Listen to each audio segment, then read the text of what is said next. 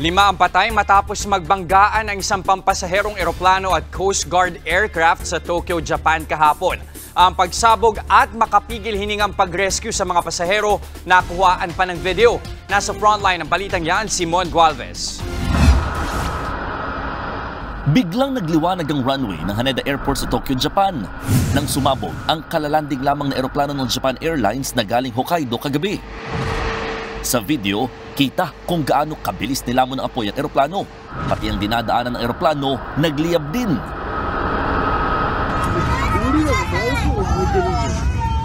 Sa cellphone video na ito naman, sa loob mismo ng eroplano, kita ang usok na pumasok na sa loob ng cabin.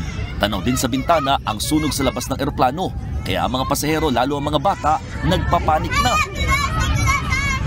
Ayon sa mga otoridad, mahigit 300 ang sakay ng eroplano. Pero sa kabutiang palad, nakalikas lahat at walang nasaktan. Sa initial na investigasyon, bumangga pala ang eroplano ng Japan Airlines sa isang Coast Guard aircraft sa runway kaya sumabog. 5 sa 6 na crew nito ang patay.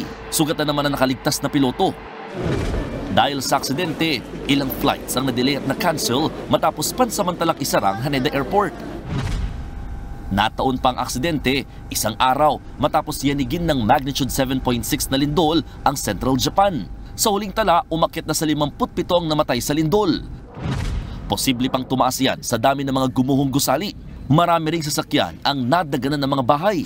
Nag-iwan din ng lindol ng malalaking bitak sa kalsada. Pansamantala munang nananatili sa mga evacuation center ang mga apektadong residente. Sabi ni Philippine Ambassador to Japan Maylene Albano, nasa 1,300 ang Pinoy na nasa Ishikawa Prefecture ang epicenter ng lindol. Pero ligtas naman silang lahat.